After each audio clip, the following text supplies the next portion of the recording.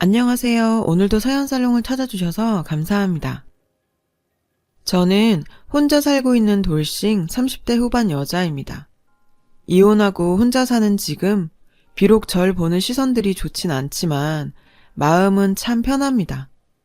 그도 그럴 것이 저의 결혼 생활이 참 악몽 같았었거든요. 남편은 저보다 4살 위인 대학 선배였어요.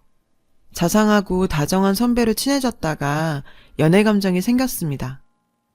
저는 졸업 후 바로 취직을 했고 남자친구는 1년 정도 백수로 지내다가 직원이 몇 명 없는 소기업에 취직을 했습니다. 사실 그때 결혼에 목을 메었던 것은 저였어요. 남편이 잘생기고 인기가 많은 사람이었거든요. 대학 시절에도 좋아하는 여자들이 많았고 저랑 사귄다고 하면 의아해하는 시선들도 많았어요. 그랬던지라 저는 남편을 붙들기 위해 결혼이 꼭 하고 싶었습니다. 남친은 제가 결혼 이야기를 꺼낼 때마다 시큰둥 했었어요. 지금 생각해보면 남자가 시큰둥한 결혼, 절대 하면 안 되는 것이었는데 말이에요. 남친의 별 볼 일 없는 반응에 지쳐가던 중에 어느 날 남편과 데이트를 하면서 서로 수입 내역에 대해 얘기하게 됐어요. 남친은 당시에 너무 작은 중소기업을 다니는지라 저보다 벌이가 적었어요. 남친은 저도 비슷한 벌이일 거라고 지레 짐작했던 것 같더라고요.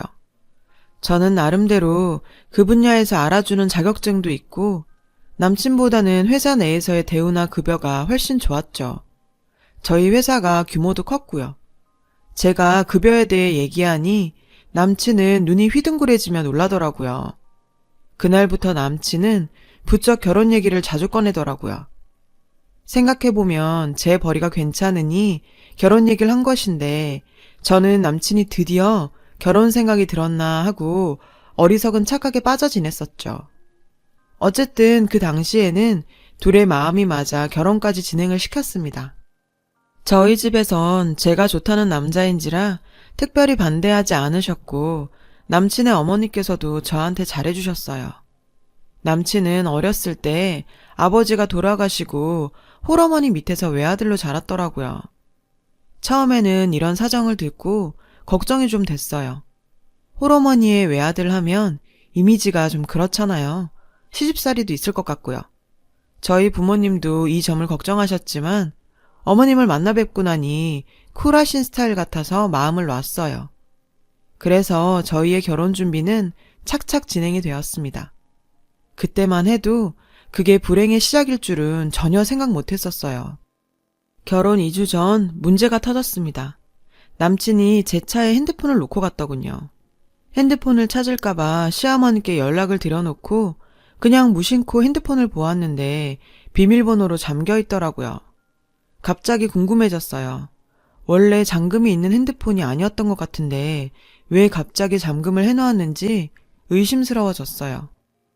저희는 아이디랑 비밀번호도 서로 대충 알고 있었던지라 익숙한 번호 몇 개를 쳐보니까 하나가 맞아 떨어지더라고요. 그렇게 핸드폰을 열고 보았을 때 저는 제 눈을 믿을 수가 없었습니다. 남친은 어떤 여자와 연락을 주고받으면서 연애를 하고 있었던 것이었죠. 대화 내용으로는 그 여자는 남친이 곧 결혼할 것이라는 건 전혀 모르는 것 같았어요. 게임에서 만난 듯 게임 얘기를 많이 했어요. 부들부들 떨면서 핸드폰을 한참을 들여다보았습니다. 그 여자랑 실제로 만나서 찍은 사진들이 있었죠. 참 다정해 보였고요. 그리고 자기야 사랑해 등등 둘은 누가 봐도 연인 사이였습니다. 잠시 후 시어머님께 연락을 받은 남친이 핸드폰을 찾으러 왔을 때 따귀를 때리면서 핸드폰을 던졌습니다. 제가 보고 있던 화면을 본 남자친구는 얼굴이 새하얘지더군요. 언제까지 날 속이려고 했던 거야? 결혼해서도 총각 행세를 하고 다니려고 했어? 이제 결혼이 2주밖에 안 남았는데 어떻게 이런 짓을 할 수가 있어? 제가 소리를 지르자 남친은 무릎을 꿇고 빌기 시작했어요. 눈물까지 흘리면서 변명한 내용은 이러했습니다. 남자들 그런 거 있어. 넌 모르겠지만 결혼 전에 괜히 우울하고 내 자유는 이렇게 끝나나 싶고 그런 거. 그래서 잠깐 게임에서 만난 여자랑 좀 놀았던 거야. 오래 만난 사이도 아니고 그냥 잠깐 놀다가 정리하려고 했어. 제발 믿어줘. 그날 집에 와서 부모님 모르게 펑펑 울었죠. 결혼 2주 전에 이게 무슨 날벼락인가 싶었습니다. 당장 결혼을 취소하자니 후폭풍이 무서웠어요. 주변에 파혼딱지가 붙는 것도 싫었고요. 결국 제가 제 무덤을 파고 만 거예요. 아무에게도 가족에게도 말하지 않고 결혼을 그대로 진행시켰습니다. 그때 그만두었어야 했는데요. 결혼을 했지만 신혼여행에 가서도 남편 꼴도 보기 싫더라고요. 냉랭하게 신혼여행 지내고 와서 신혼집에서 생각에 잠겼습니다. 평생 이렇게 살 거 아닌 이상 남편을 용서하고 받아주기로 했습니다. 남편과 소주 한잔 하면서 이런저런 살아온 얘기들 하고 저번에 있었던 그 사건들 얘기하니 남편은 죽을 죄를 지었다며 미안해 하더라고요. 정리한 것이 확실히 맞다는 것을 확인하고 화해를 했습니다. 남편의 말대로 결혼 전 잠깐의 불장난이었겠거니 그렇게 생각하기로 했습니다. 다만 앞으로는 핸드폰에 잠금 없이 무조건 제가 볼 수 있도록 하라고 했어요. 남편은 군소리 없이 동의했고요. 그렇게 한동안은 평화롭게 지냈어요. 결혼 1년 후 임신도 하게 되었죠. 남편의 벌이가 좋지 않아서 제가 맞벌이를 해야 했어요. 아이 낳고 잠깐만 쉬려고 했는데 그게 계획대로 되지가 않더군요. 임신한 지 3달째 되었을 때 갑자기 피가 흥건해서 놀라 병원을 갔습니다. 병원에서는 유산기가 있다며 절대 누워만 있으라고 신신당부하더라고요. 저희 부모님도 난리 나시고 어머니도 난리셔서 당장 직장 휴직에 내고 집에서 누워만 있었어요. 아이 지키는 게 우선이었으니까요. 그런데 처음에는 그러려니 하던 남편이 점점 부르퉁해지더라고요. 한 달이 지나 수입이 적어진 게 눈에 보이니 불안해진 것이었죠. 저는 남편이 이해가 가면서도 원망스럽더군요. 제가 일을 영영 안 할 것도 아니고 임신 기간에 잠시 쉬려는 건데 그렇게 못마땅해야 할 일인가 싶었네요. 남편은 저보고 매일 어디 아파? 아픈 건 아니잖아. 이제 좀 슬슬 일해도 되지 않나? 라며 은근히 압박을 넣었습니다. 저는 아이를 지키라는 부모님들과 일을 하길 원하는 남편 사이에서 난감하기만 했어요. 어쨌든 쉬면서 지내면서 병원을 오가고 검사들을 많이 받았어요.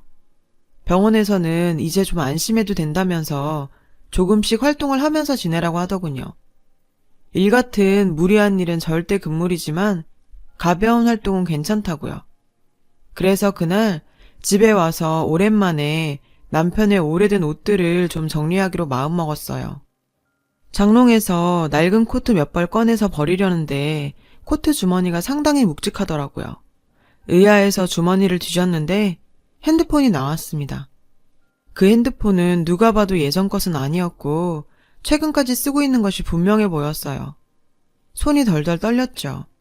설마 하면서 핸드폰을 보았을 때 저는 다시 좌절할 수밖에 없었습니다. 이번에는 남편이 저 말고 다른 여자들과 놀아난 정황이 핸드폰 안에 있었죠. 원래 핸드폰은 저에게 보여주는 용도로 쓰고 다른 핸드폰을 옷 속에 숨겨놓고 바람 피우는 용도로 썼던 것이었어요. 저는 지독한 배신감에 펑펑 울었습니다. 임신까지 한 아내를 두고 어쩜 이럴 수가 있는지. 남편이 죽도록 믿고 원망스러웠어요.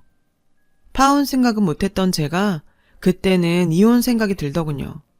무슨 정신이었는지 기억도 안 나지만 그 증거들을 전부 제 핸드폰으로 찍어 보관해 놓았습니다. 그렇게 몇 시간을 이것저것 뒤지고 찍어놓고 난리를 쳤는데 어느 순간 아래로 피가 뚝뚝 떨어지더라고요. 다급히 병원에 갔고 의사가 깜짝 놀라서 저를 다른 환자들보다 먼저 초음파를 봐줬어요. 그 결과 아이가 사산되었다는 진단을 받았습니다. 남편의 바람, 아이의 유산, 그 모든 일이 하루에 일어난 것이 믿어지지가 않았지만 그게 현실이었어요. 일단 수술을 해야 했어요.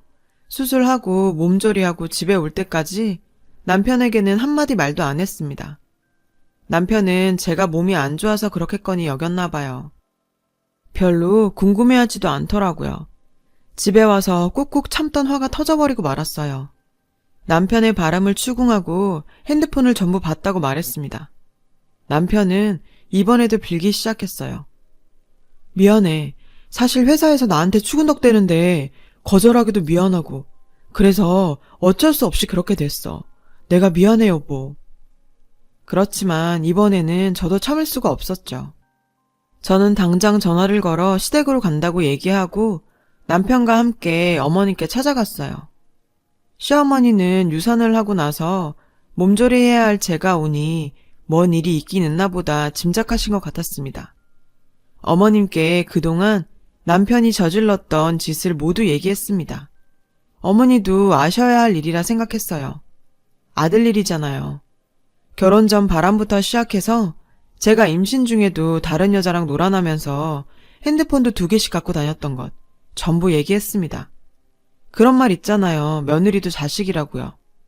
제가 물론 결혼한 지 얼마 되지는 않았지만 남편이랑 같이 살기로 약속했고 남편의 아이도 가졌었고 시어머니가 아무리 자기 자식이 먼저라고 해도 이런 경우에는 제 편을 들어줄 줄 알았어요. 그런데 제가 예상했던 반응과는 정반대의 반응을 보이더군요. 평소에 쿨한 척은 혼자 다 하시던 어머니가 버럭 고함을 지르셨어요. 예, 너는 남자가 집에서 가만히 살림이나 하라는 거니 뭐니? 남자가 바깥일 하다 보면 여자랑 친하게 지낼 수도 있고 뭐 그런 거지. 그런 걸 가지고 시어머니한테 와서 이게 야단법석을 떨 일이니? 넌 도대체 가정교육을 어떻게 받은 거니? 시어머니의 그 말에 벙쪄서 한동안 말을 하지 못했네요. 어머니께선 계속해서 소리만 지르셨어요. 내가 제 장가 보낼 때 생각했다. 내 자식보다 네가 인물도 떨어지고 너 뭐 별 볼 일 없다 싶었어. 그래도 내 자식이 좋다 하니 장가 보낸 거야. 어디서 고마운 줄 모르고. 그렇게 한참 헛소리만 듣고 집으로 왔습니다. 유산 후 조리도 덜 된 몸에 시어머니의 반응으로 충격받은 저는 한동안 몸살을 앓았어요. 남편은 그날부터 저한테 굉장히 쌀쌀맞게 굴고 바람핀 것에 대해서는 전혀 미안해하지 않았어요. 시어머니의 그런 모습에 굉장히 의기양양한 것 같더라고요. 처음에는 미안하다고 형식적 사과라도 했지만 나중으로 갈수록 내가 뭐 어쩌라고? 하는 반응이었어요.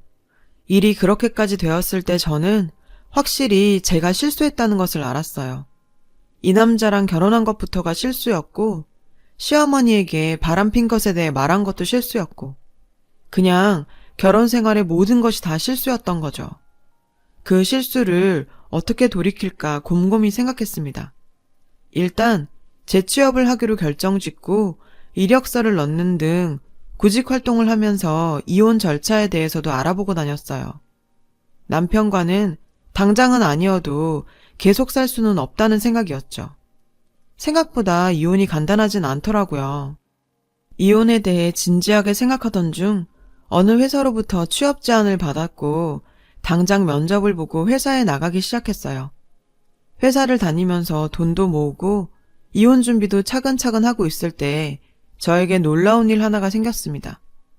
웬 여자가 저를 찾아온 것이었죠. 회사를 퇴근하는데 멀리서 저를 알아보더니 다가와서 악수를 하고 인사를 하더라고요. 그 얼굴이 어딘가 익숙해 보였습니다. 황당하게도 그 여자는 제 남편과 바람을 피우는 상대였죠. 저번에 핸드폰에 찍혀있던 셀카의 얼굴이 딱 떠오르더라고요. 저는 어이가 없어서 헛웃음을 지으면서 그 여자랑 일단 카페로 갔습니다. 그 여자는 카페에서 먼저 음료를 시키고 제가 마실 음료도 시키더라고요. 일단 큰 소리 내기 싫어 조용히 있었어요. 그리고 음료가 나왔을 때 서로 대화를 시작했죠. 날 찾아온 이유가 뭐예요? 제가 묻자 그 여자는 피식 웃으면서 얘기했습니다. 알 것 같지 않으세요? 제가 무슨 말을 할지. 성식 오빠가 너무 힘들어해서 제가 왔어요. 성식 오빠는 와이프한테 도저히 말을 못하겠다고 그래서요. 제가 전해드리려고요. 무슨 얘긴데요? 뜸들이지 말고 본론만 얘기해요. 이혼해주세요. 성식 오빠랑 저랑 결혼하고 싶어요. 애정 없는 결혼 생활 계속하는 거 의미 없잖아요? 성식 오빠 말로는 어차피 그쪽도 이혼 생각 하고 있다는 것 같은데. 물론 제가 이혼을 염두에 뒀고 남편에게 냉랭했던 것도 사실이었죠. 그래도 상간녀가 제게 이혼을 강요하니 참 제 꼴이 웃기더군요. 그 여자는 또 왜 저렇게 사나 한심했죠. 당신이 이렇게 사는 거 당신 부모도 아세요? 당신 친구들이나 주변 사람들에게 불륜 저질러서 결혼한다고 당당할 수 있어요? 어쩜 그렇게 뻔뻔하죠? 이해할 수가 없네요. 그쪽 이해 바란 적 없고 이혼해주세요. 그러더니 그 여자는 비장의 무기라도 꺼내는 듯한 표정으로 이렇게 말하더라고요. 성식 오빠 어머님도 저희 사이 다 알고 계세요. 성식 오빠가 얼른 이혼하고 재혼하길 바라시고요. 이건 몰랐죠? 그건 약간 충격이긴 했습니다. 알고 보니 저희 시어머니 상간녀와 몰래 연락 주고받으며 저 내쫓을 궁리하고 계셨더라고요. 저 그렇게 시어머니에게 잘못한 건 없었는데 어쩜 그렇게 며느리에게 그럴 수 있었는지 지금도 의문이네요.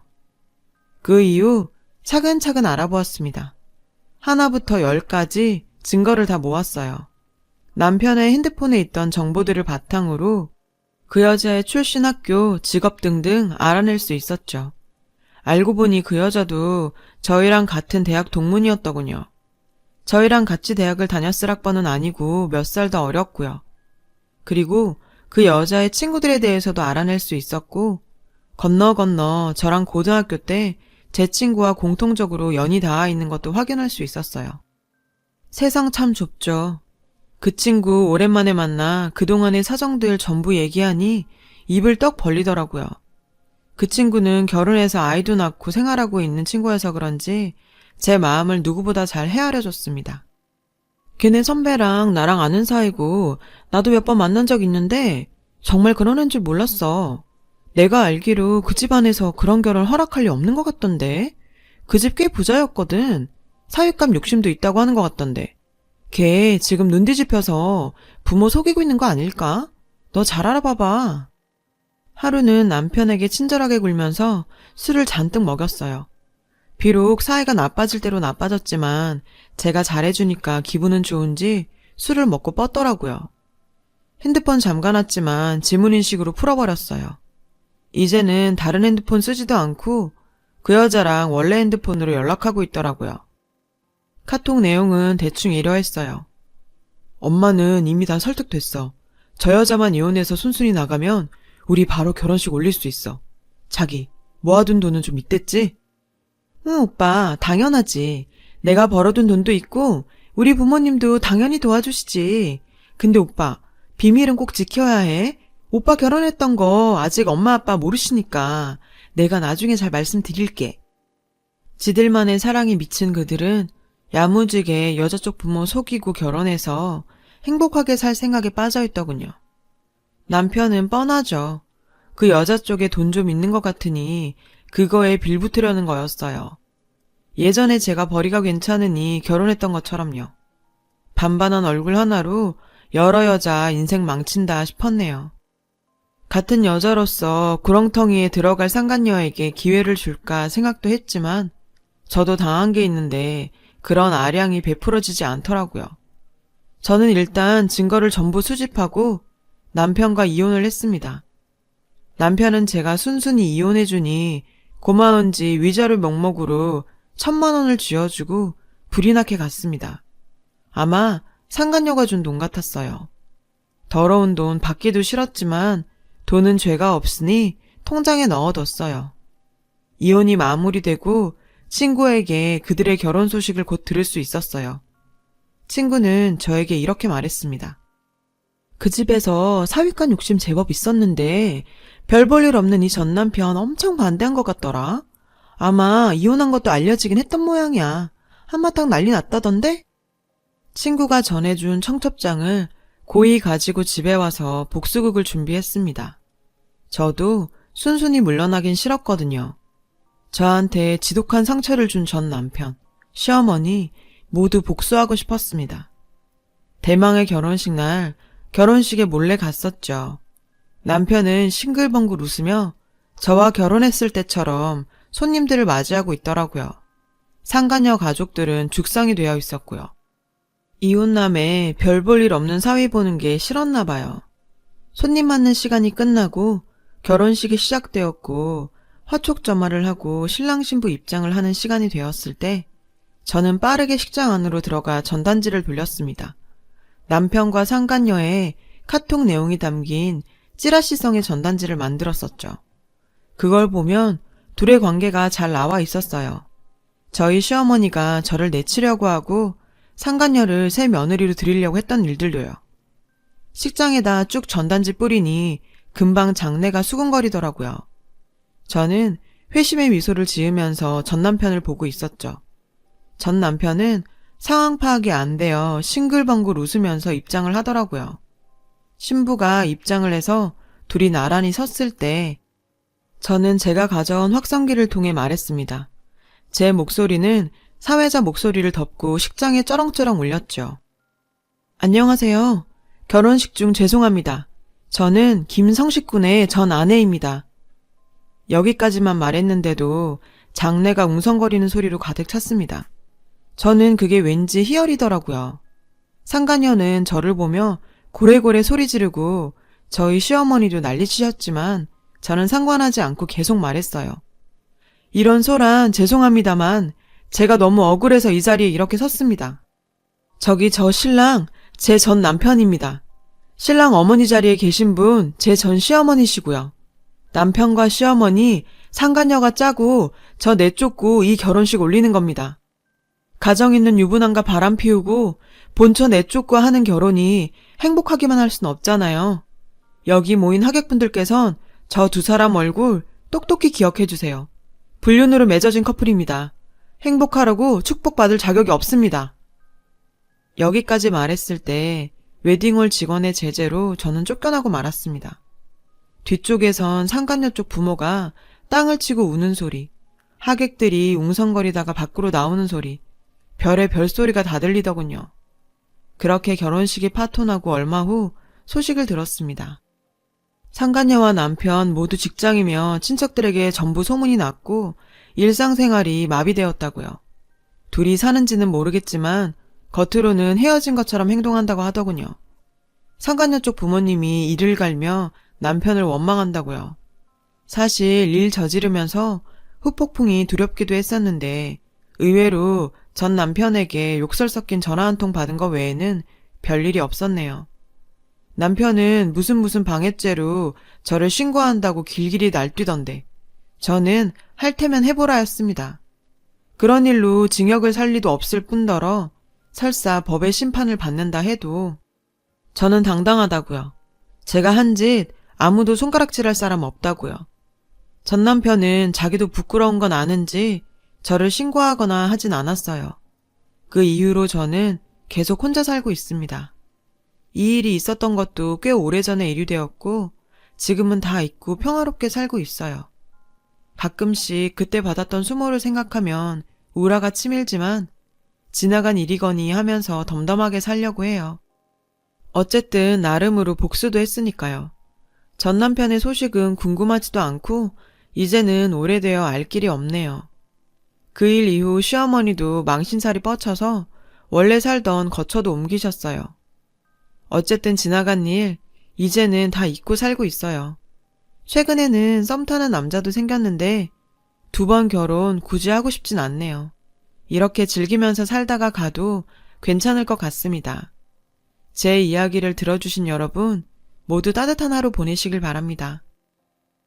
여러분, 사연 댓글에 응원과 현명한 조언 부탁드려요. 좋아요와 구독은 저에게 큰 힘이 됩니다. 오늘도 좋은 일 가득하세요.